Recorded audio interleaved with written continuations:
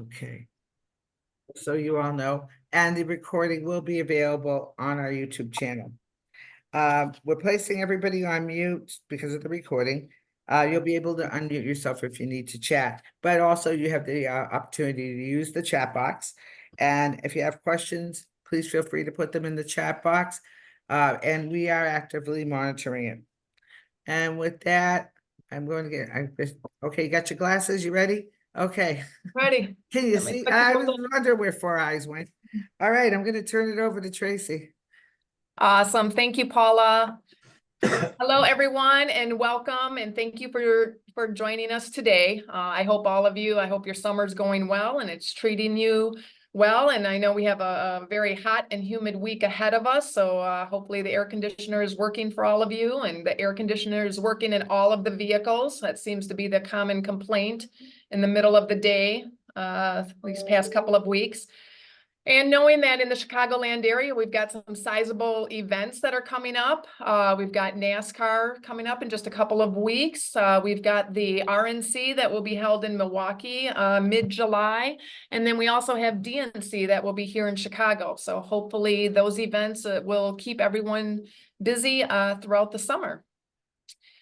After we hear from today's speaker, and if time permits, the board and all of us will facilitate a brief roundtable chat about what's next for ILLBA and its membership. And this will be an opportunity for all of you to share with us the types of information, educational topics, of anything that's of interest to you and your business, anything that you want to learn.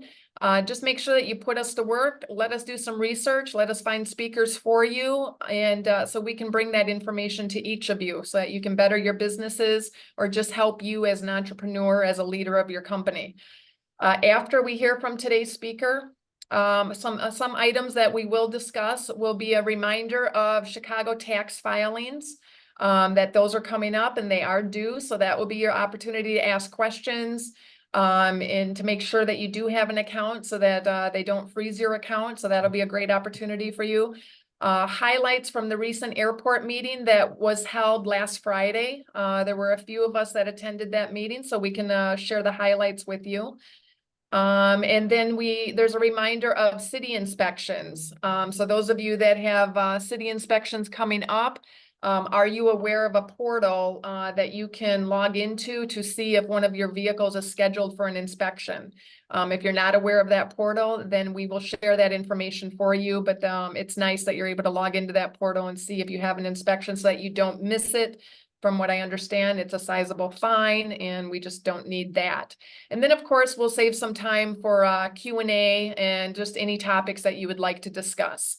You've got a great audience is used this time as far as networking, getting to know each other, as well as asking questions and any challenges that you might be having within your areas or within your businesses. This is a great group to bounce those ideas and questions off of. And a reminder, today is NLA and the Women's Leadership Council is also hosting a webinar today at noon, 12 p.m. today. I need to check that. Usually they're at 1 o'clock. It is noon. I had to check. It is noon? Yes. Okay. So Women's Leadership Council, that's a committee or a council that I co-chair with Nancy Vargas from New York. We are hosting a webinar that's focused on large group management. You know, when you have thousands of passengers coming into the area and picking them up at the airport, there's even some speakers on there that deal with tens of thousands. And so what are the logistics that go on behind the scenes for a group that size? So at noon, if you haven't seen it, it's posted all over Facebook.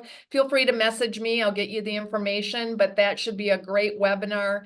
And even if you're doing smaller groups, you know, with hundreds of passengers, I'm positive that you will learn. Our calls, our prep calls, getting ready for that webinar has been phenomenal. And the panelists, they're going to share some great information with all of you. Just enough time for you to refill your coffee after this meeting, come back and have another webinar, a twofer. Yes, so great information, a great educational day. Yeah. But before we begin, I would like to introduce our board of directors for Illinois Limousine and Bus Association. I know we've got several of them that are here on the call. So when I do call out your name, if you could just raise your hand so everyone can put a face to the name. First, we have Kaya Armagan of Flash Limousine and Bus, who also serves as our treasurer. We've got Mr. Bill Battisti of Nationwide Bus Sales. Hi, Bill. We've got Beth Cox of Cox Livery Service. We have James Jordan of Lux Tux Transportation. I saw him on there. He's talking, and I hope he's not talking to us. He's very involved. We've got Lynn Kafkes of Galaxy Limousine. Lynn is currently on vacation, so good for her. We have Lynn Marzula of Motor Coach Industry, our newest board member. Thank you, Lynn. We have Mr. Art Rento of Pontarelli Companies and also serves as our vice president. And we have Brian Sheely of Epic Limousine from Indiana, and Brian and his family is also on vacation. And last but not least, we have Paula DiBiase, our secretary, as well as our executive director. Yeah. Okay. So for those on vacation, they are suffering just as much because there's a heat wave in Greece and Italy. So. Well, I'd rather be there dealing with the. I certainly agree. But here we are. Yes. Okay, so we are now ready to, hold on. Patty, do you have a question? No, I'm sorry. I was just applauding for the whole board. Awesome, awesome. Well, thank you for that. Sorry about that. Thank you for that. I'm sure they appreciate that. Okay. Okay, so we are now ready to hear from today's speaker. During the presentation if you have any questions, go ahead and post them into the chat. Paula, myself will be monitoring those questions, and I'm sure Jim wouldn't mind if it was interactive and we could answer questions as the presentation is going on. So let's see. Okay, so today we are pleased to welcome today's speaker, which is Mr. Jim Luff. Jim is the Association Relationship Manager of Aurora Payments and an ILLBA member for many years. As a former operator with 34 years experience, as well as a feature writer and publisher for LCT Magazine, Jim is no stranger to the industry. He is ready to share insights and tips to help you understand and confidently handle credit card chargebacks. So without further ado, I am going to turn it over to Mr. Jim Luff. Well, thank you, Tracy. I appreciate the invitation to be here today. I do realize that chargebacks is not a real fun topic, but yet it's a necessary evil of the business. And with that, I'm going to share my screen if I can. And Paula and I jointly came up with this title, Everything You Want to Know About Chargebacks, We're Afraid to Ask. And I realized later, Paula, that perhaps might date us. I know. Yeah, but sorry, Jim. And now I seem to have lost control of my PowerPoint. There we go. And this PowerPoint is created by Aurora Payments marketing team, so it has certain elements of marketing, which I'll just kind of breeze by. But of course, we wanted to get our logo in there, and Tracy already shared all this information with you. I've now been with Aurora Payments, starting with Chosen Payments before they were acquired, for a total of 9 years. And it really seems like it's gone by very fast. In my current role, as Tracy mentioned, I am the relationship manager between associations and Aurora Payments. However, I was previously the corporate communications manager, where every single day I dealt with a merchant that had a chargeback, sometimes 5 merchants in a day, and nobody's ever happy when they get a chargeback. So the point of this presentation is to help you avoid those in the avoidable situations. Aurora Payments has offices in 4 different locations, because we also manufacture a product called NailSoft, which is our own software for salons. Now, when I say what is a chargeback, this reminds me of a flight attendant's speech of telling you how to buckle up a seatbelt. I mean, do I really need to tell you what a chargeback is? It's bad news. A chargeback is the payment amount returned to a credit card after a customer disputes a transaction. One thing that I want to make certain that you know is the moment that a customer initiates a chargeback, the money is removed from your account immediately. So you're notified with a letter the day after saying, hey, this started, but the money is already gone. The chargeback process can be initiated by either the merchant or the cardholder's issuing bank. So merchants can issue chargebacks too.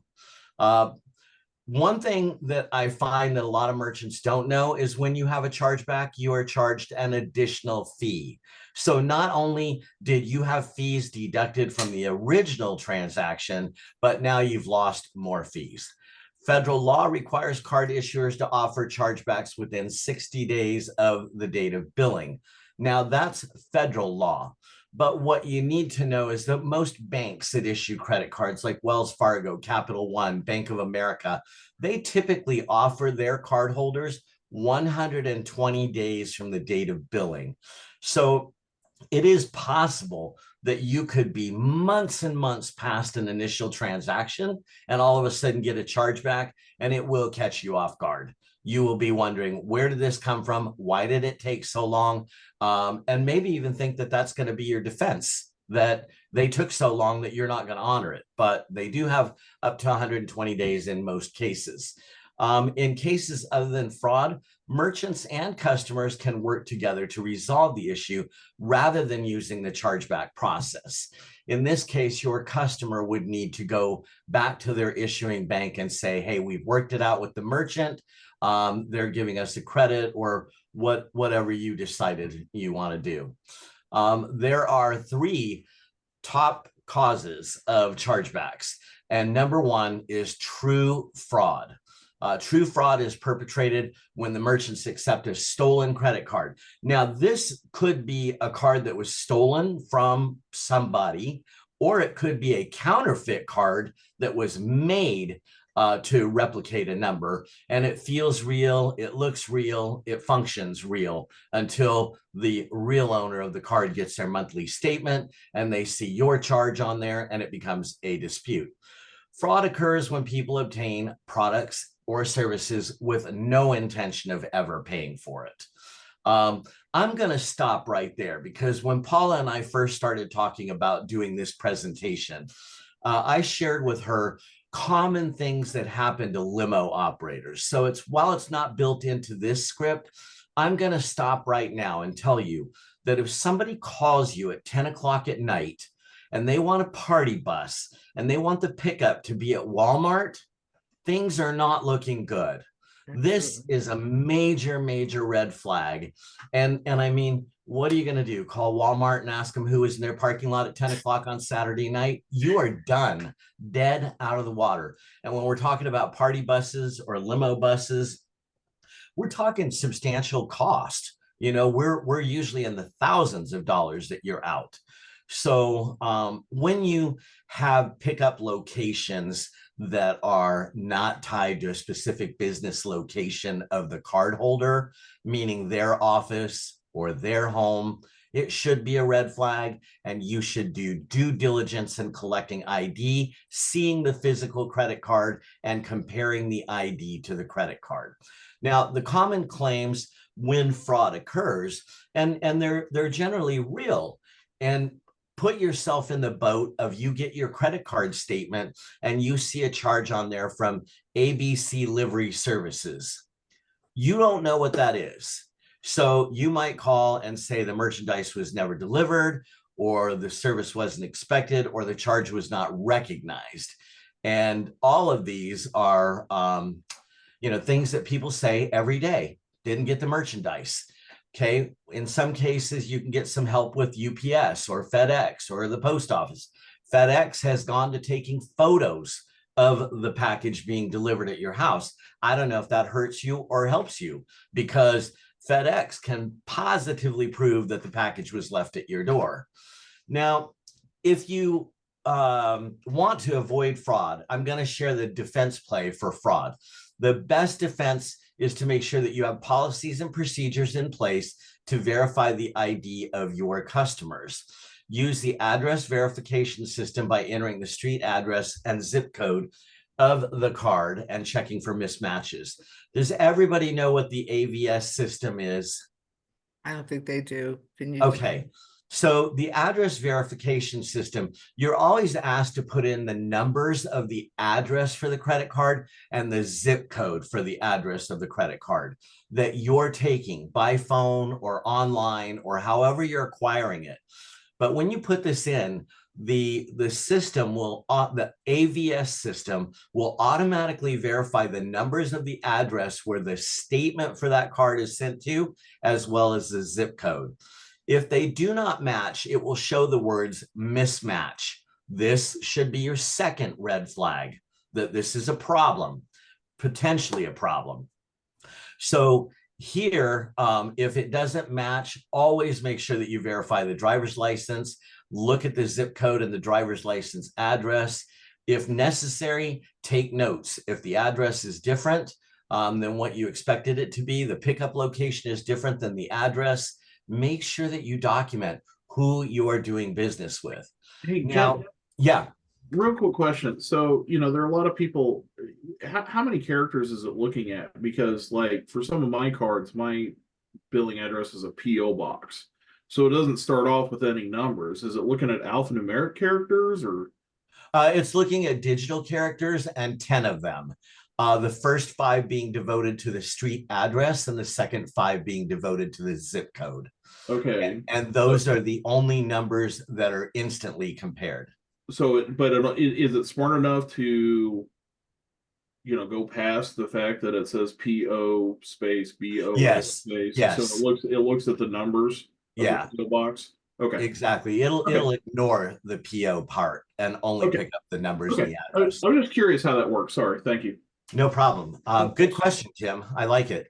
The next thing is pay attention to body language and attempts to distract you while completing the transaction. Now, body language is more for a retail store, but I can tell you in the limo business that anytime somebody attempts to chit chat with you beyond normal, maybe they're talking about the weather, maybe they're telling you about what they ate for dinner, maybe they're asking you if you have kids. These are things that are attempted to distract you. Now, if you're in doubt, this is something really important that I find a lot of merchants don't know. Your merchant statement will have a phone number on it to call your merchant. And you may sometimes call a merchant hotline to get an authorization code. We don't see that too often anymore. But if you call your merchant hotline and you tell the operator, this is very important, the most important thing I want you to walk away with today, I have a code 10 transaction. Even if a customer is standing in front of you, they have no idea what that means.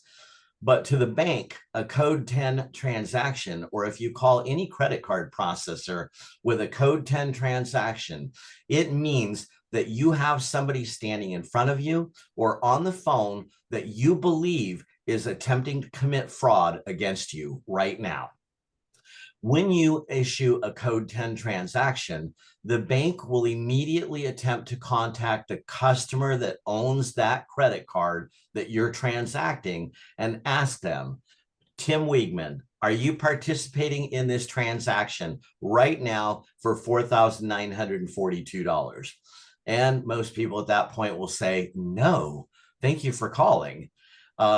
So when you have fraud, and I do see a lot of limo operators who have accepted a fraudulent credit card get the chargeback 30 days later when the real owner realizes it, and they're really, really angry. They get very, very angry with the credit card processor. They get angry with the bank, but really, you should be getting angry with yourself because you wouldn't want to pay for a fraudulent charge that was put on your card that you had nothing to do with, and neither do these people. And even though you delivered the greatest of service, you did everything you were told, it doesn't make it that the card holder whose card was stolen needs to pay you. Yeah, All right. I think that's a good point, because there's a couple of things that you see more of in these days than you did, say, 10 years ago. And one of them is that even as consumers, we have the opportunity to put on alerts. I have alerts for all the ILA accounts and every account we have for the company.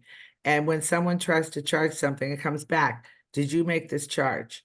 And you will find that more and more consumers are doing it.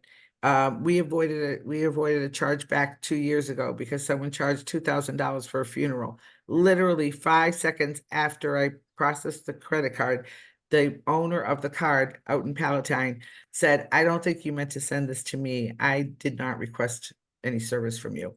And I had immediately voided it and avoided a chargeback. So keep your eyes open for any alerts, things that might be coming in.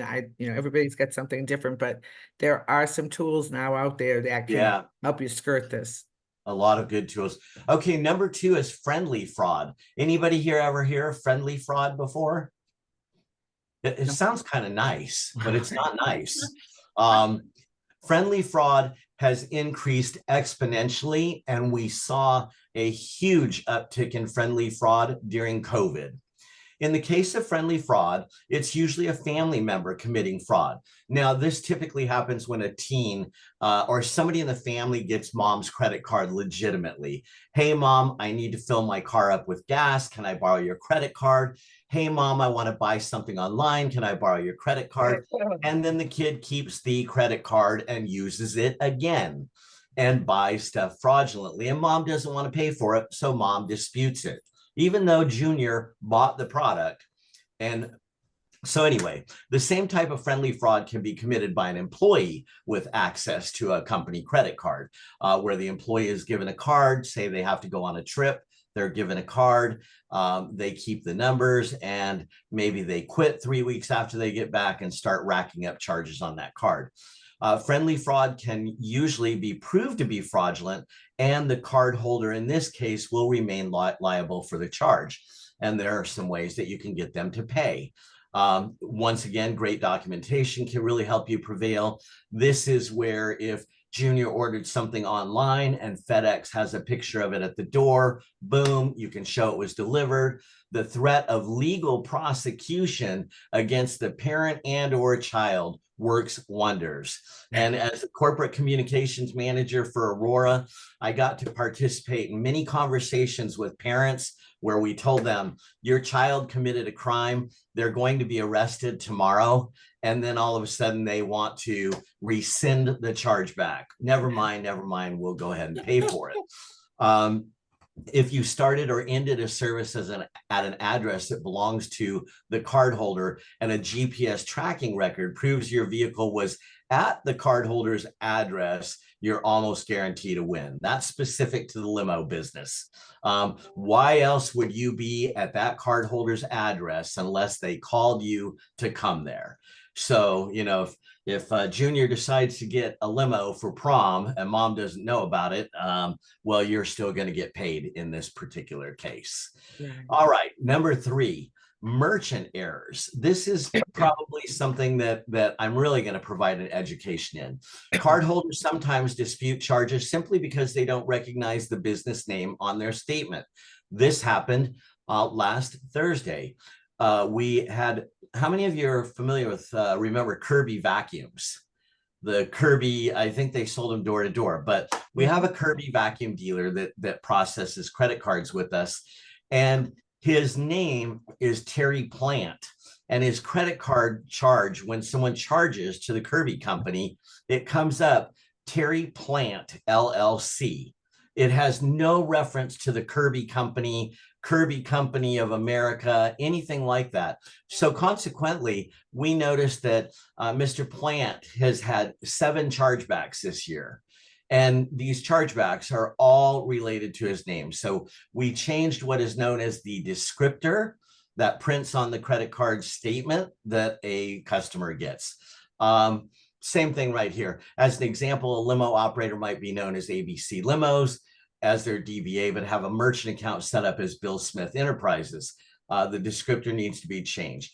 A customer might dispute a charge because you sent the wrong vehicle or the vehicle experienced a mechanical issue. Sometimes people are offered a discount that doesn't get applied, and this causes the entire amount to be disputed. These types of disputes are almost always won by the merchant with a little bit of explanation. I also want to take a side comment there that there's a common perception that Amex card holders always have Amex side with them. I can tell you that is absolutely not true. With enough documentation, Amex will stand behind the merchant as well. I'll say it again, great documentation is the key to prevailing in this type of chargeback dispute. Information provided to the cardholder's issuing bank can go a long way in resolving these issues. I want to make sure that you understand the cardholder's issuing bank is the Wells Fargo, the Capital One, the Bank of America. They own that card. Telltale signs of telephone fraud. Telephone fraud remains at the top of the list for fraudsters. The biggest reason for this is that they don't have to see you. It's over the phone. They don't see the person that they're ripping off. With a little bit of training, you and your employees can listen for typical signs of fraud. It's crucial to educate yourself and your employees on the type of schemes used. Chargebacks caused by fraud are preventable simply by paying attention to what's being said. And we hear many stories from merchants where the caller is almost waving a red flag in the reservation agent's face. So I'm just going to summarize these. Too nice, too friendly. If you've never talked to this person before and they're being too nice, too friendly, too chatty, right then and there, your alert should be up. You know how you operate when you call people and place orders. You're not trying to become their best friend. You're trying to accomplish getting an order in. Can you run the card now? That is a major red flag. That is almost saying, let's see if the card goes through and I'm going to get away with this. Anybody whose credit card is in good standing, doing business by phone or the internet, is never going to ask the merchant when they're going to run the card. You run the card when you run the card. If somebody says, can you run it now? It's about to get greedy. Oh, and it says, think about this. Have you ever asked somebody to run your card right now while you're on the phone? Why would you concern yourself? The merchant will run it before you obtain service, right? Or right after. If you know your personal account is in good standing, you don't worry about whether the charge will go through. All right, the greed factor. Once the card does go through, if the customer calls you back again to add roses to the car and put them on the card, or add a certain kind of booze, or add this or add that, or let's upgrade from a van to a limo bus.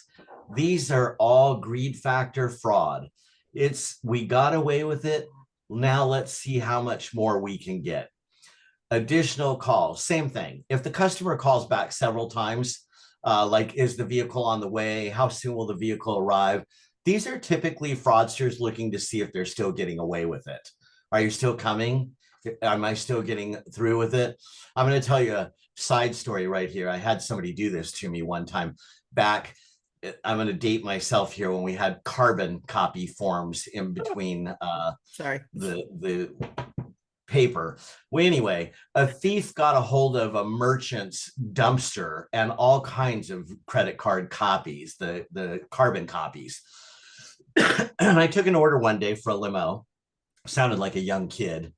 And everything was going well. And he hung up and called back and said, hey, can I have a dozen roses added to that? I'm going to pick up my girlfriend. Yeah, we can get that. We have to run to the grocery store and get roses. He wanted booze put in. He wanted a box of candy, but he kept calling back.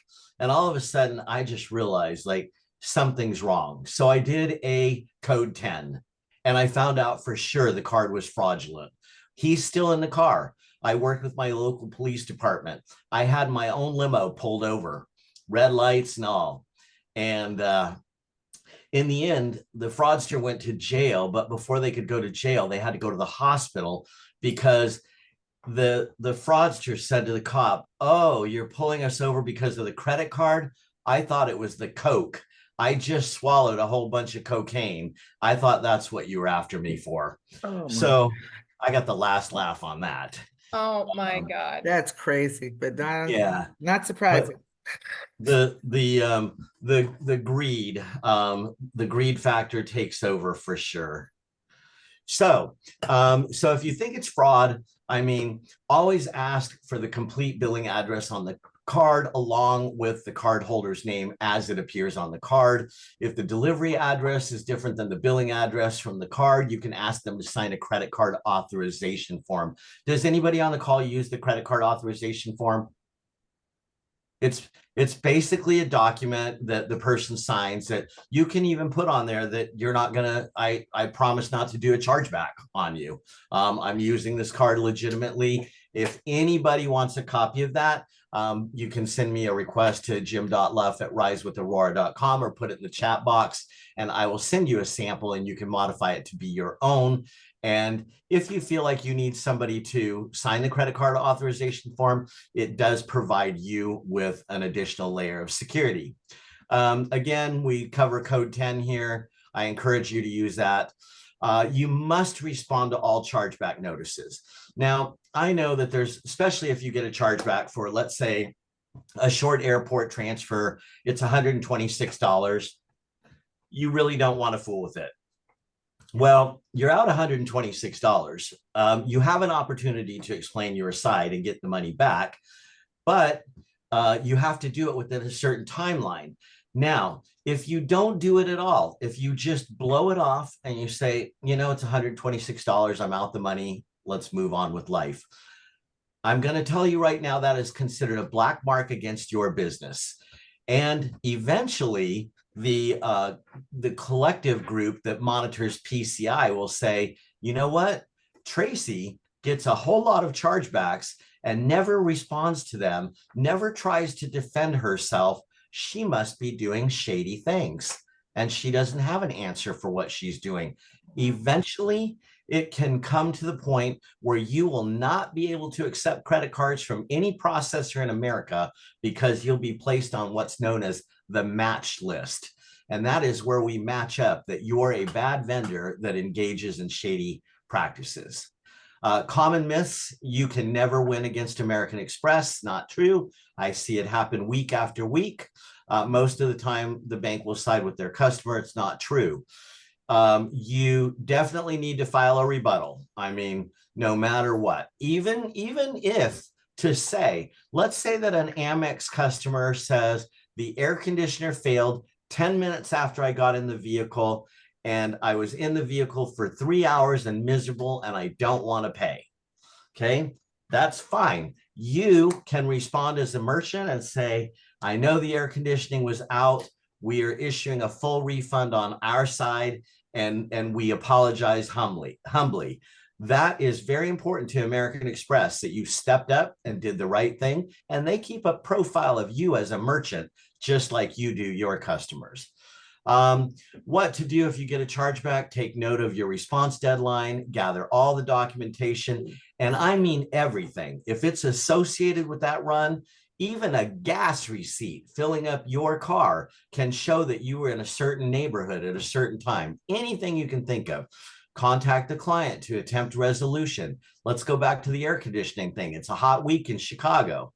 Let's say that we have that problem. See if you can resolve it with the client. Have them stop the chargeback. You don't need that on your record when it's something that you can easily work out. Prepare a written statement for the credit card company that details the transaction, events leading up to the transaction, and your post-transaction contact. I called the customer, I offered a complete refund, blah, blah, blah. Okay, so that 21 was for United Motor Okay, Coach. someone needs to mute us. Sorry. Audio files are not valid. It's funny that that just came up while we're talking here. If you have an audio file, you record your calls. Unfortunately, they don't take those as part of the dispute process. However, photos are acceptable. So I have had merchants that won based on cameras in the car that captured their face being in the car. So video works well. Compliance and protection in a snap. This is a marketing piece here. Aurora Payments offers Aurora Security. I'm just going to tell you, it's an all-in-one, keeps you compliant with PCI. Deflect offers you, if somebody issues a chargeback against you, you lose the chargeback. Deflect automatically reimburses you for the chargeback amount. The Advantage program also included in Aurora Security. If somebody hijacks your data and tells you you need to pay $10,000 or $50,000 to have it unlocked, we will pay that for you. If you're the victim of a breach and all of your customer credit card data is stolen from your whatever system you use, we'll handle the forensic investigation cost, pay all your fines, fees, and penalties. It is question and answer time now, and I'm going to go to the chat box because I see we have 7. While you're doing that, I'll add something as I was listening to today. Many times when you get a new operator and it's someone you haven't worked with before, and like with Jim's earlier example about someone calling late at night for a late at night pickup, it's a new client. Most of us, a lot of the operators will, if they don't take that trip for whatever reason, they do require a credit card and do a pre-authorization on it. Now, does that guarantee everything's going to be great? No, not 100%. But I caution you personally, if anyone says, well, don't worry about it, we'll pay you in cash, that's probably another red flag not to necessarily, or think twice about actually taking that booking, because that does happen too. So I had somebody that reached out to me online just over a week ago, and I think it was just over a week ago, and it was kind of a last minute deal, and they had a group of 8, and then all of a sudden the 12-passenger vehicle wasn't going to work, and I'm like, okay, well, we'll cancel it. And then it was back to, okay, that vehicle's going to work, because they miscounted. I don't know how you miscount from 8 to above 12, but okay. And then it was one of those things. I'm like, something's funny here. And fortunately for my county here in Kansas, there is a website where you can see public court filings. And I decided to plug that person's name into that court system before they said it would work. And let's just say there were a lot of fun lawsuits against that person that my spidey sense were right about when things got a little weird. So, use some public services that are available out there if you get kind of twitchy about someone. Mm-hmm. Good idea. Thank you, Tim.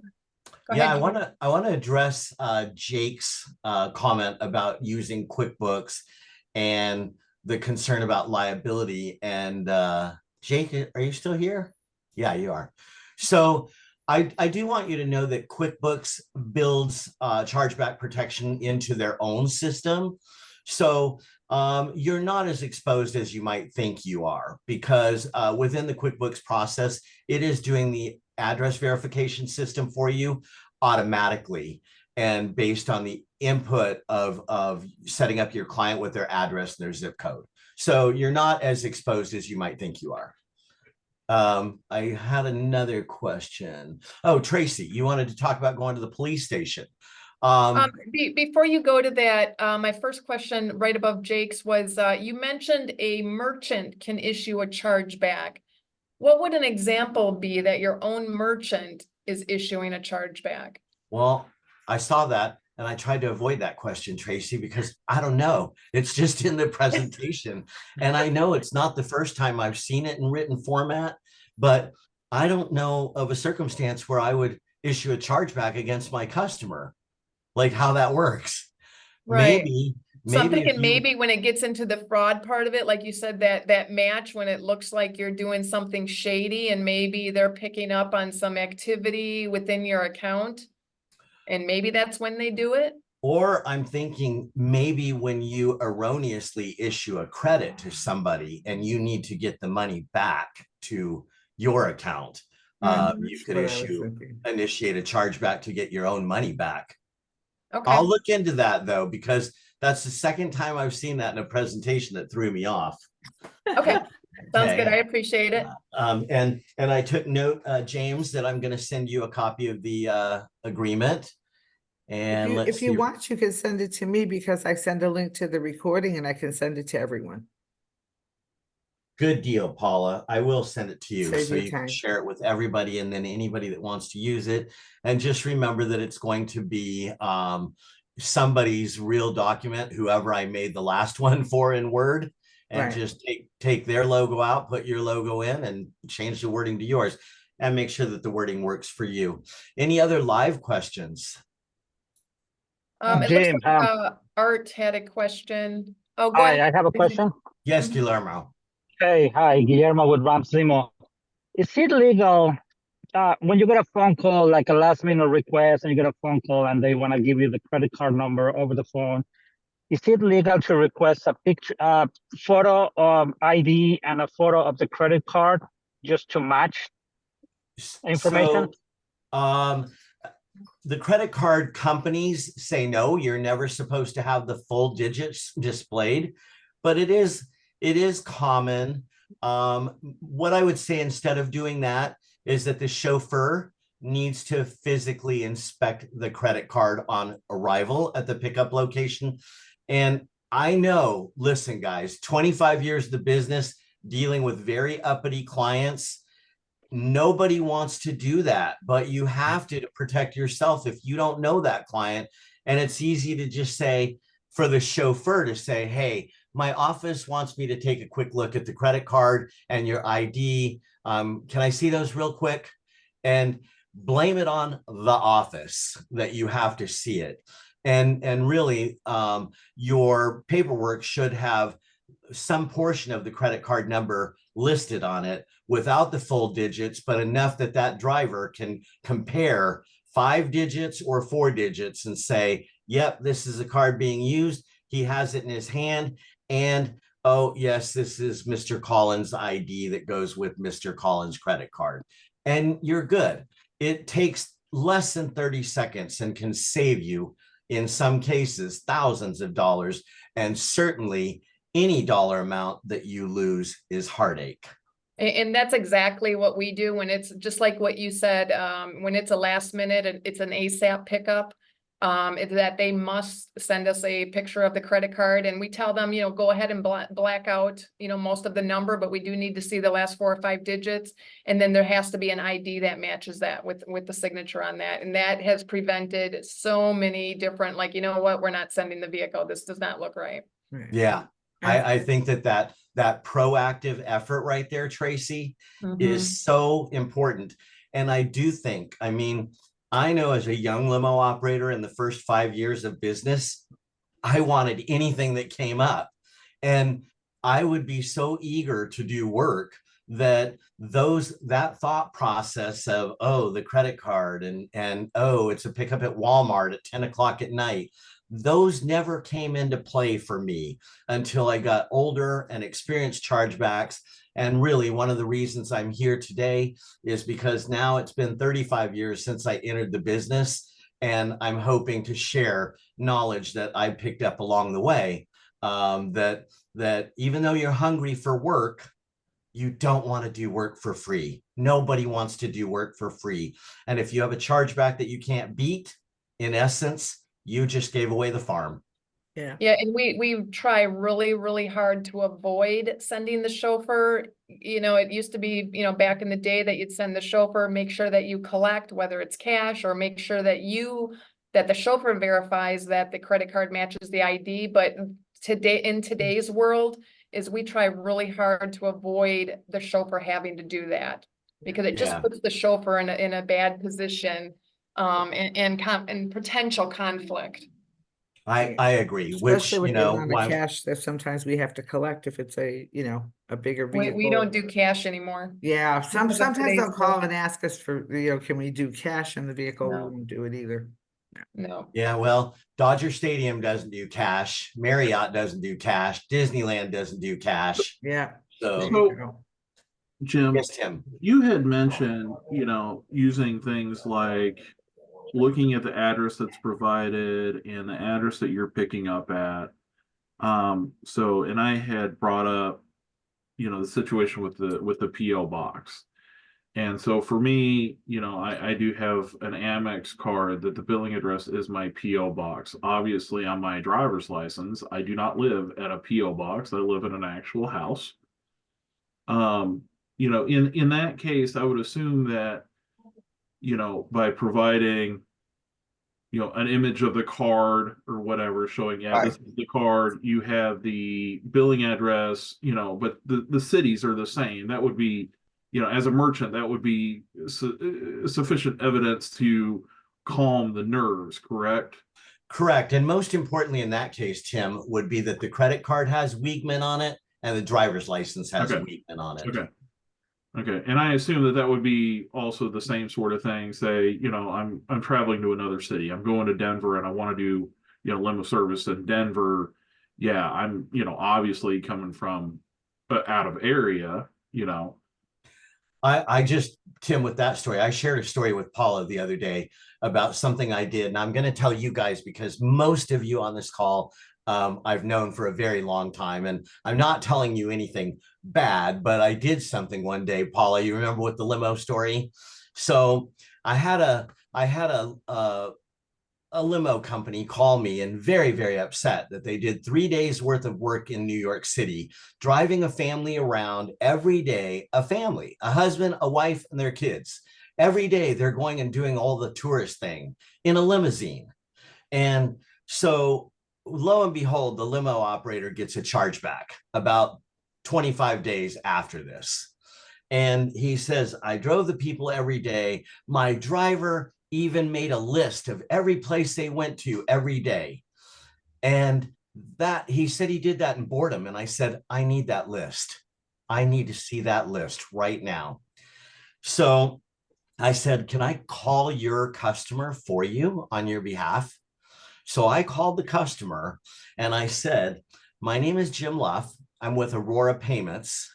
This is not a sales call. I work with the fraud liaison unit. I work with police departments, including the New York Police Department. And right now I'm working with them involving fraud with your credit card and a limousine. And I need to speak with you about that. He said, I don't know anything about that. And I said, okay, would it be surprising to you that the hotel that you stayed at gave me video of you and your family getting into the limousine?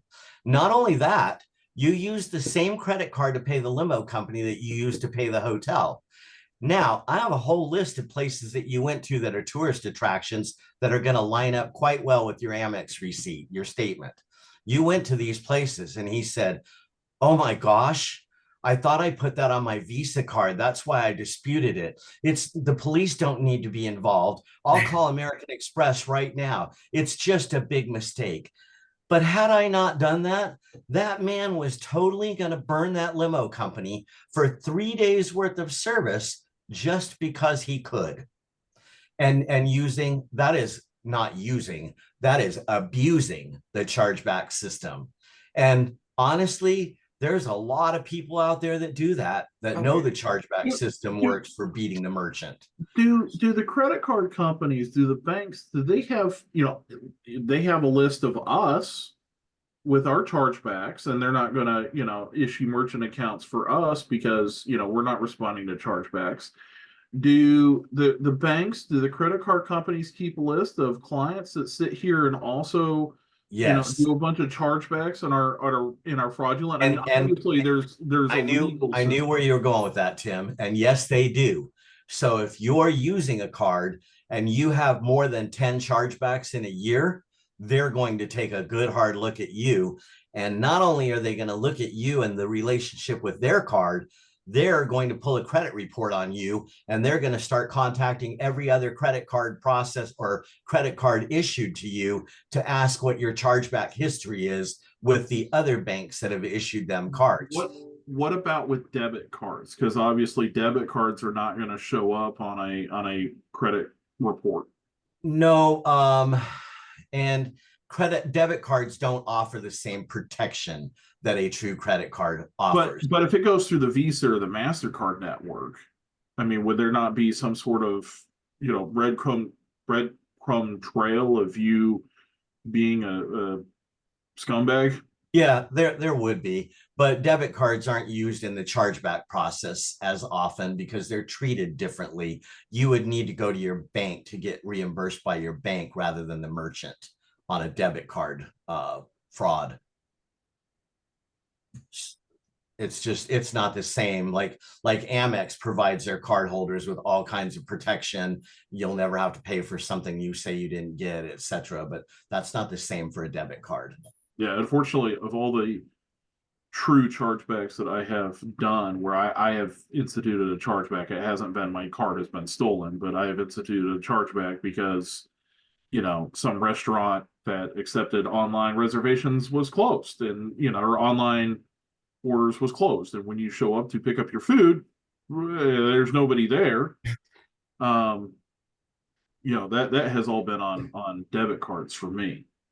So I didn't know how that worked. And the bank has always been, you know, upfront and honest, and they reimburse you. They reimburse me, and then they go through, and it's I after about 2 months, I get another letter in the mail on whether or not they have closed the case, found in my favor and their favor, and then sometimes one of the restaurants happens to be one of your favorites, Jim. It's a local Jack in the Box establishment.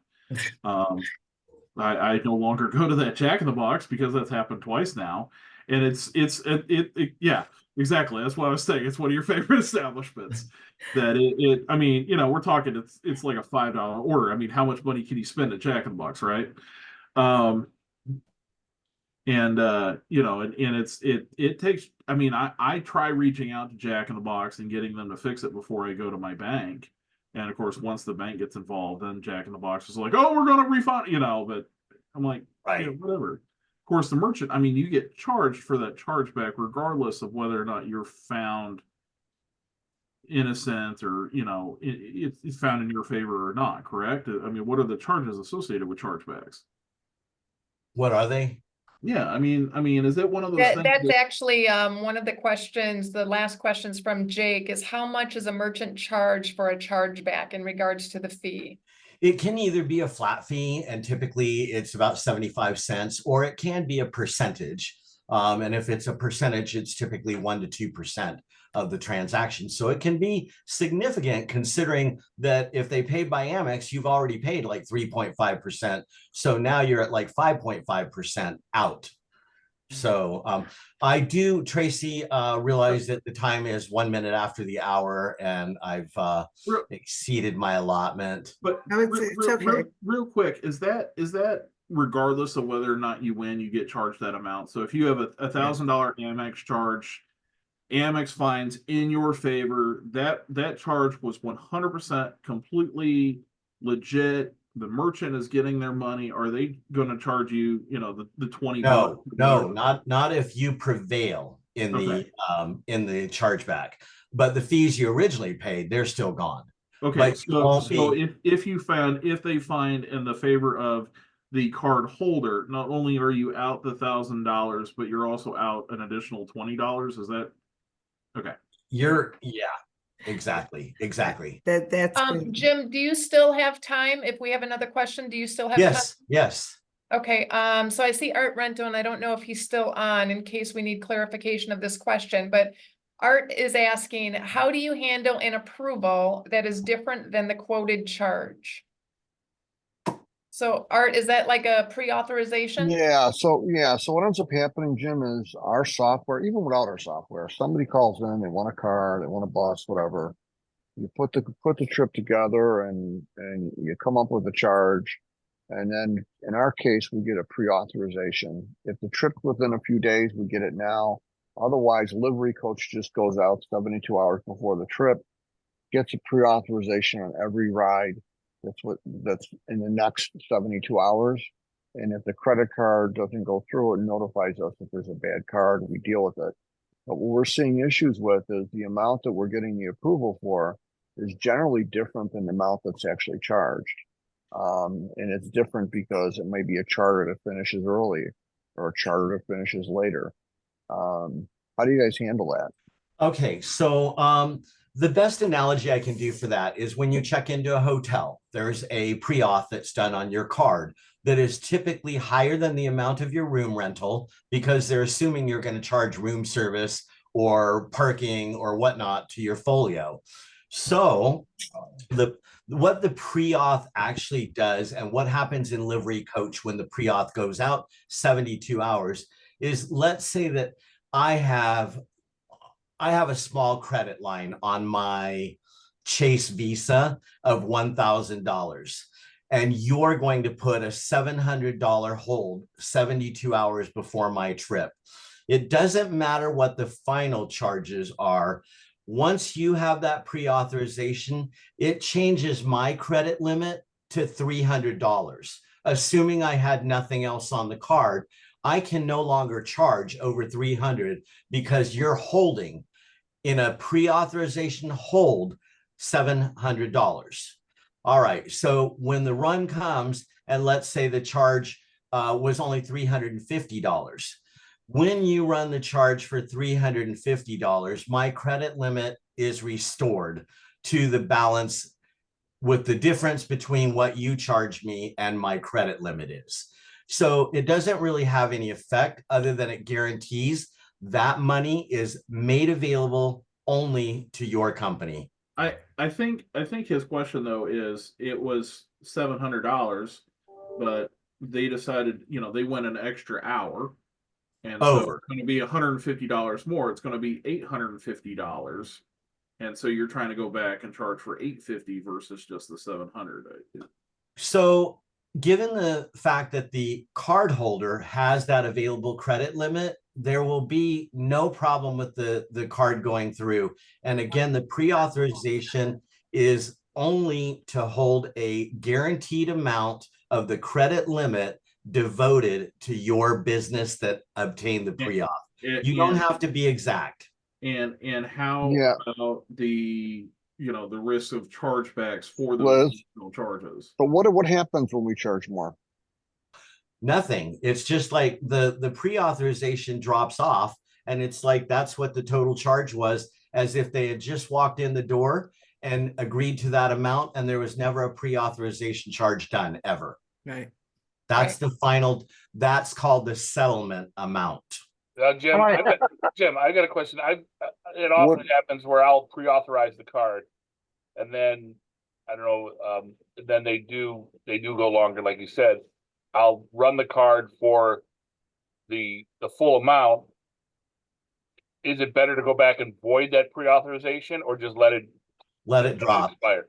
Just let it drop. Because normally I'll go back and I'll void it then. So you're telling me not to void it? Not to void it. No, it's an extra step. It'll drop off anyway. The only exception to that, Kirk, would be if that customer needs to put something else on their card and your block is preventing them from doing that. Then I would advocate that you go in and void it to free up their credit line. And doing that, you're just being Mr. Nice Merchant. There's nothing that makes you have to do that. But it's not reflecting negatively on me if I'm voiding that pre-authorization after. No, it's not. It's actually helpful to your customers, but it's an unnecessary step on your part. Gotcha. In general, I just want to make one comment, because I also have companies in another, we run training and all this kind of stuff. And I've been an operator for 15 years, and yes, I got to charge back here and there, stop the fraud, all that kind of great stuff. But as I was telling Jim last week, I have never seen as many chargebacks as I do when I teach. And the one thing we did right away is we worked with our credit card our merchant processor, and everyone should do this, and talk to the people in the fraud unit. Like, showed them the documentation, the registration form, what the process was that we did to register the students. We got signature, disclaimers, and honestly, we got the seal of approval with one caveat, that we add an additional confirmation letter if someone decides that they, change their mind about something, et cetera, et cetera. But we had signatures, everything. And since then, we've won just about every chargeback we get from a student who sits in the class and then decides they'd like their money back after they took our time. So I really encourage all of you to be in that communication with your processor, especially the fraud department, because they can be really helpful. And I thought we had enough signatures, but when they said, wait, can you, like, for example, somebody would say, I want my money back, and then they'd issue the chargeback at the same time. And so we would send out a note saying, we can offer you this and instead, and blah, blah, blah. And so in essence, what it was doing was we were making a good faith effort to offer them an alternative class or whatever it was. And those also worked in our favor, because even though everything we have says no refunds on it, everything, even the paperwork they sign, the fact that we still showed that we were the good guy and said, yeah, we know you didn't make it to class, but if you'd like, we'll let you in another class, and that has helped a lot. So I guess what I'm saying is make sure you reach out to whoever is your processor and learn as much as you can from them, because they do have good tips for you to keep your stuff safe. And I'm going to wrap it up by saying, if we are your processor, if we're not your processor, if you ever have a question about credit card processing and you need me, please feel free to reach out to me, Facebook, email. I don't care who you're with. I'll help you. And Tracy. Jim, before, unless you have to go, unless you have something else scheduled in your calendar, if you wouldn't mind, if you could go back to that slide, I think it was your last slide, the deflect.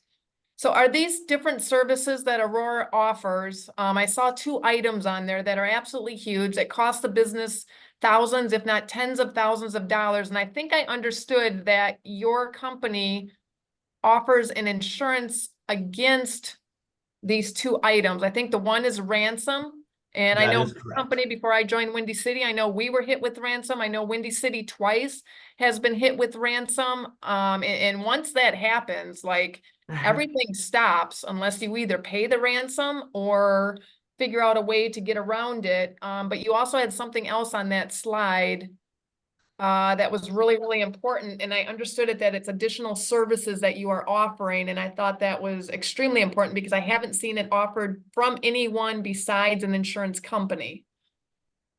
I think it's the last one. Yeah. Right there.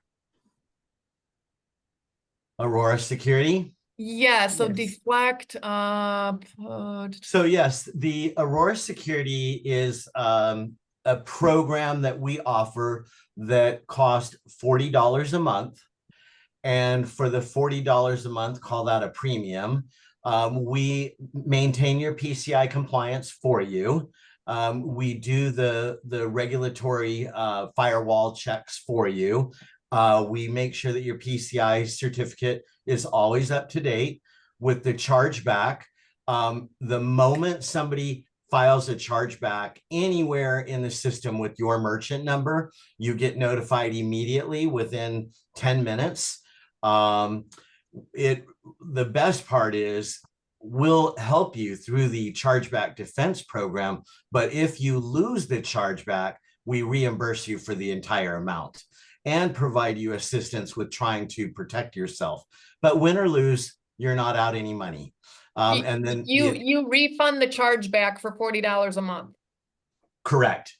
Whatever It's your charge, it's a $1,500 chargeback. You will refund that. you will get the whole $1,500 back. That's a no-brainer, it seems. Yeah, it's pretty. What am I It missing is. there? And you know, we offer that at Aurora on an opt-out basis, meaning that we put a lot of customers on it automatically and say, if you don't want it, opt out, which I don't know if I truly support that model, because there are, like, we put funeral homes on this program and nobody ever issued a chargeback because grandma's hair wasn't done quite right. They just don't have chargebacks in funeral. But in the limo industry, Tracy, I highly advocate for this program because you know, one single chargeback pays for the whole thing for the entire year. Oh, big time. And you take somebody like, you know, I don't think he'd mind me sharing, Harry Dillon at Echo Limo had 3 chargebacks in a 4-week period, unrelated to each other, hadn't had a chargeback in 5 years and got 3 of them. And Harry said, what can we do? What can we do? We got to stop losing money. Well, one is start checking ID and the credit card. And number 2 is invoke Aurora Security for $40 a month. He is one of our merchants, so we put him on this program. But it is a complete protection program, Tracy. That's amazing to tell you the truth. And did I hear the first time that you mentioned something about ransom? So when your account is hijacked and they demand ransom, or? Yep. at the very bottom, it says data restoration, public relations, and extortion, including direct ransomware and cyber extortion, is covered by the Aurora Security Advantage component. For the same $40 a month. Same $40 a month. That's, I mean, I don't know how many of you are familiar with ransom, but once it happens, like it could be, you know, Horrible. 4,000, 5,000, up to 40, 50,000 for you to get And your information back. along that same line, if you get hacked and let's say that you store credit cards and 1,000 of them are leaked and they go to the dark web, your business is responsible for notifying every one of those card holders the cost of issuing them a new card, the cost of enrolling them in a credit monitoring program. Your business is liable for all of this, and Aurora Security basically make sure that you're covered for all that. So if there's forensic fees to go through your computer and figure out exactly how many credit cards were breached, how many got out, and then to put them on credit monitoring, every one of those people, it can be a grip of money. So I get you, Tracy, $40 is a pretty cheap price for peace of mind. Yeah. Yes, thank you for that. No problem. Anybody else? Anything else? I can't believe we're 15 minutes over. I thought I'd be struggling for 25 minutes getting through No, it. this was good stuff, and thank you for sharing your knowledge, your expertise. The examples that you have given are really, really helpful. So I'm glad that you had so many examples that we can each relate to. Thank you. Appreciate you guys having me today. Thank you, Jim. Absolutely. All right. I think Oh, you guys have one other question relating to what we were just talking about. From No our friend deductible. Jake. Is there a deductible? No deductible. That's, I have never heard of a program like that and being that cheap. I'm assuming it's a knowing that you have to be a merchant with Aurora Payments to have that program. Honestly, I've never had that come up. I'm going to ask that question today and get back to you, Tracy and Paula, so you can share in a subsequent coffee with ILLBA. Thank you. Thank you. And if anyone else has questions or you think about it later on today and you have questions, please send them to myself, to Paula, and we'll be sure that Jim receives it. Or Jim, before you leave, if you could just put your contact information in the chat box. So if anybody does have questions or they'd like to reach out, just for a comparison of their merchant fees and what have you, that they're easily able to contact you. And we will put it in the. No, I'll put that up there. I'll come back here. I will share my screen one more time. And there you go. Everybody could just take a screenshot of that really quick. And once again, thank you so much, Jim. You have a wonderful week, and we appreciate all the information that you have shared with us. Thank you. I know you guys have some other business, so I'll excuse myself. And everybody have a great week. And anybody that's going to Florida next week to their event, I'll see you there. Yes. Bye now. Thank you, Jim. Thank you, Jim. Awesome. Thank you. And then Paula, if you wouldn't mind. Going fast. I've got somebody working on my computer, but if you wouldn't mind going through like the city tax filings and some of the things that we have listed there. No problem. Okay, I'm gonna, in respect of everybody's time, and because some of you are going to the next webinar, we'll go kind of fast. For those of you who have city licenses and or suburban plates, your tax filings will be due August 15th. That's your annual tax filing. So we'll put up some more reminders in the weekly newsletters to make sure that you get your tax filings done on time.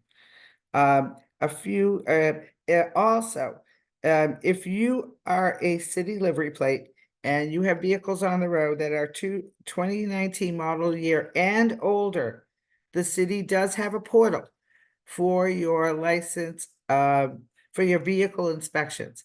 I went out there to check on something for mine and found some of our members had missed their inspections. So I will be putting that in the newsletter as well, the link. but it's really important that you go in there. You will not be able to renew your livery if you do not get your inspection done before your renewal, and the fine for missing your inspection is $350. So there's a few people I can't really look everybody up because I don't know what your aliases are, but the few I did recognize, I called right away. And honestly, guys, most everything we're doing right now with the city is on their website and in communication. So please pay close attention to those things, and we'll point out as many as we can. But it's super important because I think I've already found about 4 or 5 operators who missed their inspections, and the fine is already applied. So I just wanted to, as I noticed it, I wanted to make sure I put that out there to everyone. And you will it's not a one-time inspection, it's yearly, in addition to your state inspections. If you, a couple of highlights from the airport meeting on Friday, and I'm going to be sending the slides out. I got a hold of those yesterday. They showed us the statistics for O'Hare and Midway, and a few upticks in some areas as far as limos, and I think it was a comparison to April. So you'll be able to see the statistics because they're pretty straight up. Nothing earth-shattering as far as numbers, but they also took the time to share with us a couple of things about Terminal 5. One is that the parking garage will probably be done in the next couple of months, and there's an expectation that once they do that, we'll relieve a bit of the traffic at the curb. In addition to that, they will be bringing the rideshare back in, and I don't think they gave us the exact date, but things first, the parking garage will start to open and regular folks will be able to go in there and park. And that should relieve some of the congestion that we're dealing with right now. Both O'Hare and Midway directors were at the meeting, and they talked a bit about the hustling and some of the issues at the curb. They noted that Chicago Police and the City of Chicago Business Affairs inspectors are there periodically, as well as they are continuing to issue parking tickets for people that abandon their vehicle at the curb and run inside and that kind of stuff. So they are making whatever effort they can to try to reduce some of what's been going on out there. But again, I have to remind everybody, it is super important if you are seeing things for you to take the initiative and report them. Every week we publish in the newsletter, and if you can't find it, send us an email and I'll send you the links. We publish the emergency numbers for O'Hare and Midway, as well as a complaint form. And it's absolutely vital that you guys fill those out, because what I want to make sure is that when they hear from you or they hear from our customers, that is more ammunition to point out that there's still room for improvement. And they're not denying there isn't, but I think it's still very important. Go ahead. Yes. And I don't want this just to be a reminder, like, we are begging you, please take She's that right. link that Paula sends you, that link, that phone number, give it to every one of your chauffeurs. Tell your chauffeurs to share it with every chauffeur that they talk to, every chauffeur on the lot. When the booth is not working and they have to call over the attendant to scan her badge for technology that's supposed to be automatic, please take the 30 seconds to fill out that complaint link. Tell 10 of your chauffeurs to fill out the complaint link. I'm sitting in line. I can't get down to my customer.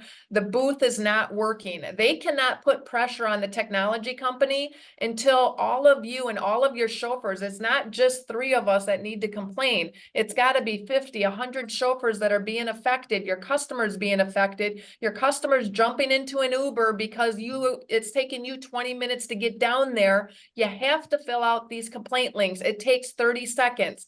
All they need is a date, a time, a location. They can If look the everything chauffeur's up. able to take a photo, include a photo. And what happens is that aviation receives these complaints, as well as BACP. They have to follow up on that. So when I made a complaint the other day on that aviation meeting about the booth, The first thing they said is, you know what, we're gonna have to talk to the technology company. We admit, we watched it. We see that it's down a lot. You know, we need to talk to them. But if they're hearing from 50 of you, 100 of you, now they can show this to the technology company and like, why are we paying you? So Right. I cannot stress enough that you need to complain. It's not just the booth, it's going down, you know, when you're in the chute, if there's an issue in the chute, when you're at the curb and you can't get to the curb because there's a hustler taking up the curb space, take a photo of that license plate, the date, the time, take 30 seconds, send in the complaint with that information. They have to look at it. They want to enforce, but they need our help. They're trying to figure out when are the times that these hustlers are at the curb. You know, is it Thursday evenings? Is it Tuesdays? Right. You know, when's the best time? When can they tell enforcement, hey, we need you in full enactment during these days, during these times, because I can't have a full enactment force 24 hours a day. I So they're think trying to pin it. Yeah, ahead. go ahead. Well, I think the other part of this is, I don't want to forget to say it. I've also suggested to some operators that if your customer was upset in the vehicle and they are one that you have a really good relationship with and they're comfortable filling out the complaint form, please have them fill out the form, the incident form, because that is only helping. We just had an operator last month who called because he was having a problem. It was during the day, the machine went down and he was 30 minutes late to the curb. And the customer was really angry. And I said, will she fill out this form? He said, give it to me. I will ask her because she's one of mine that's really cool. And they do pay attention. I'm not gonna say they don't pay attention to us because they do. But when they hear from customers, they tell us, oh yeah, we heard from customers and we hear things from customers on the complaint form. So that will also help. And lastly, I just want to add one more thing and to let your chauffeurs know, because I don't think everybody, I wasn't clear on how this worked, but I don't think all of the chauffeurs understand. So as far as ticketing down in the terminals, so the airport personnel, they are only able to issue parking tickets. So if they see a car on the curb and there's dwell time there, they can only issue a parking ticket. When it comes time for those hustlers where they are actually inside hustling and their car's on the curb or somebody's doing something wrong, the airport personnel or the chauffeurs or us operators, we have to call for Chicago Police Department. It's CPD and who is it? BACP? and landside, yes. And Landside, they're the only two entities that can actually issue those sizable tickets. So they have to be called down to that area. They're just not there all day long. They have to be called and for them to come over and then start issuing tickets. So I think, you know, I always thought that the airport personnel, they can do the same thing, but they cannot. So No, that's just why the parking airport tickets. is asking for our help to issue these complaints so that Chicago BACP, that they realize this is an issue, it needs to be enforced. And the fines could You go know, up to can I $5,000. reiterate a little bit? Sure. You know, we have our meetings, our board meetings, and every board meeting, Paula is bringing this up about all of these complaints about what's happening at the airport. But part of her explanation of what's going on is, you know, she's going back to aviation and reporting it and going to the city and reporting it. But the people that are having these issues are not reporting it. So I don't know if the people that are having these issues are using Paula as a sounding board, as just somebody to get it off their chest or not. But if they're not reporting it, they're part of the problem. And our instructions to Paula is, you know what, if you're going to call her every day or every 2 days to complain about hustling in the airport and you're not contacting the city of Chicago and Department of Aviation, you're part of the problem. You're wasting our time. You're wasting her time. You need to report it to the people because Yeah. at this point, it's her reporting it back to them. And it's like a broken record. She's doing it over and over and over again. And But if plus, you you had know what, 3 though? or That's 4 yeah. multiple people reporting the same thing, you're going to get more action out of the city and the aviation department. I'm glad you brought that up because the other part of that is that when they hear from you guys, like we're gonna have Deputy Commissioner Rupel at our show. Okay, she will tell you straight up dates, times, people, detail. That is what's going to help them to do this enforcement. It's the same issue for taxi. Every The problem is that everyone just says, well, somebody else will do it. And in this case, the airport people need the traction. They're already working with BACP. And I don't want to forget to say this too. I just told this to Eli last night. And I want to make sure I tell everybody else. They are, when you go through the chute and you scan your phone, and they are going to now take a picture of your plate, the plate number is going to show on the ticket that you pull. That's very important, because I didn't even realize that hustlers have been grabbing tickets from people as they're leaving the airport. There's no plate number on it. So theoretically, the hustlers are able to skip everything. They grab one of these guys, take their ticket, it has no plate number, and they just go down the chute. So that I was not totally aware of that until the last few days. So that you will start seeing too. So make sure that everybody knows that. Keep that ticket handy. They are going to start checking tickets at Terminal 5 and all the terminals. Paula, are you going to give out contact information for Tom at Aviation and Rupel? No, because well, we can, but that's not where the problem is. The problem is giving them the forms, and people need to fill out this info. The problem actually is the city doesn't have staffing at the airport to enforce the laws that they put in place. Right. They're issuing livery plates because people want plates to do Uber and Lyft, and they're getting these plates and they can't make a living doing that, so they're out hustling, and the city is just not enforcing it. And when we go back to the city, they're point blank with us and say, we really don't have funding to enforce this. Yeah. And maybe they don't have funding because they're only hearing from Paula. I haven't called them. I mean, I've been on calls and I've voiced my opinion, but I'm not calling them every day. Paula's calling them. Paula's talking. I don't call them every day. She's the only one. But we need operators. So you need operators to start calling. What we should do is we not should flood the necessarily commissioners, calling. They need to deputy just fill out the commissioner form. and the commissioner of aviation, just flood their emails and their phones with calls of the problems at the airport, and they will address them. If we take it and we're really polite and we just call and say, hi, this is Paula. Listen, we're experiencing this problem again.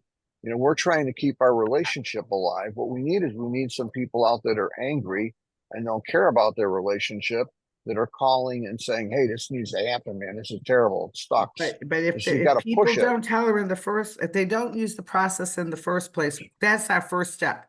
Because that is one of the issues. People just say they don't have time, they don't fill it out. I'm not waiting for the police to come and all this other stuff. But they have the time to call you.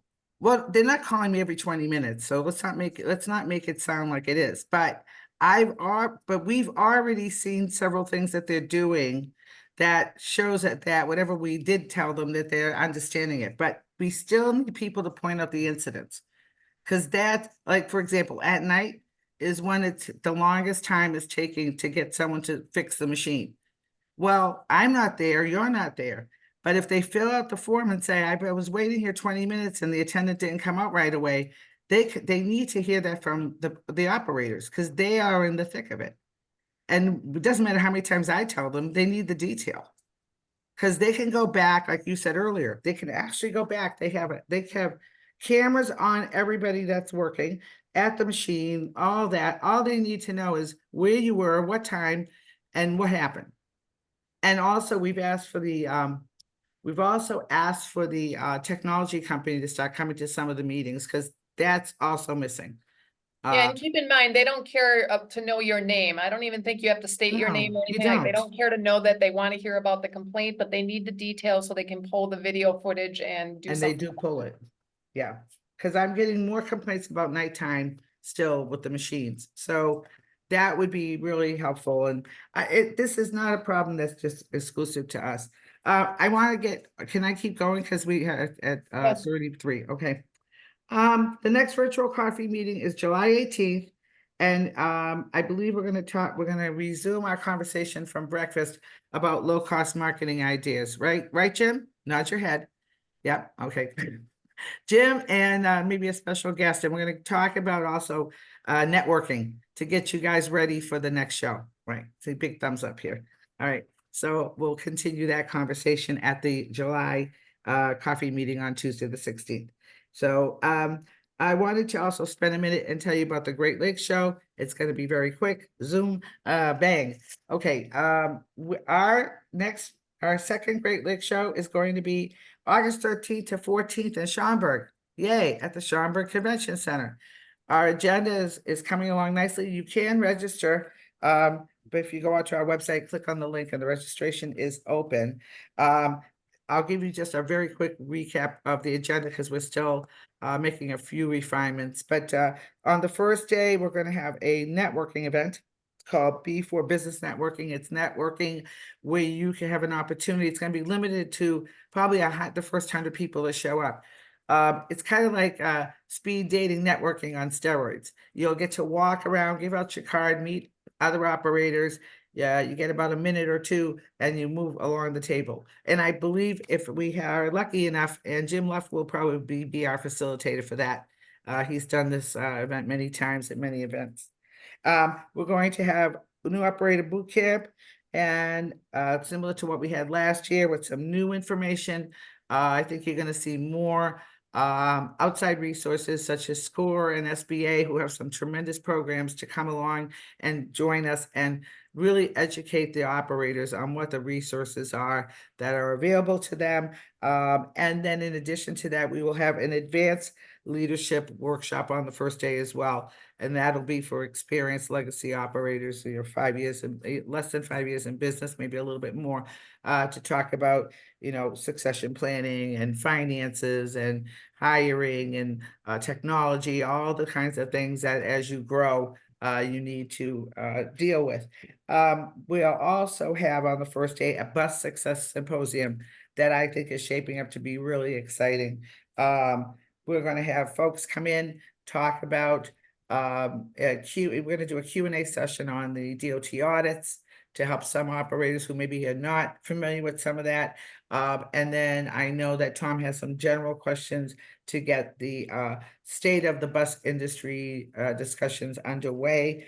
In addition to the symposium, we're going to have a live demo of an audit, an inspection, excuse me, with DOT on site. And that should prove to be really exciting because we're going to have a little contest that with DOT and folks to inspect the vehicles and perhaps enter into a drawing if you find all the things wrong with the vehicle. So the symposium is shaping up to be something for whether you are just starting out with buses or experienced operators. It's going to be running the gamut. And then we will have a state of the industry. I'm not going to get to all the detail, but we'll have folks from the city. We'll have someone from the airport, especially so we can get some updates on O'Hare 21. We'll be bringing in some regional speakers, NLA folks as well, to bring updates on what's going on in the industry, what's happening. And that should prove to be a pretty good dynamic discussion as usual. Last year's State of the Industry was really good, and we got some tremendous feedback. And so we'll be adding a few more topics to that. And then that evening, for those of you who are planning to hang out, there will be a Topgolf networking event sponsored by our friends at Nationwide Bus Sales. And I think Bill's already gone. Oh, no, Bill's still here. So if you're in the area in that evening from 7:30 to 9, I believe, no, 7:30 to 9:30, you can join us for a bit of Topgolf. I'm just a watcher. I don't golf, but it's a fun night. And we will have a reception prior to that at the hotel. We're gonna have a beat. Are we gonna have a beat the Paula shot where No. you take the first shot and then we all got to beat yours? Well, if they do, everybody will win because I'm terrible. I can barely see the ball, so that's not really fair. Is that a handicap? I have to find out. I suppose it is. Okay, and then on the second day, we'll be doing. We have a keynote speaker, and we'll be announcing them in the next couple of days. And we're working through some rapid fire sessions where we'll have some small focus discussions on submitting RFPs, networking and selling tips, retail business and niche marketing, etc. Maybe school bus transportation, we're looking at that too.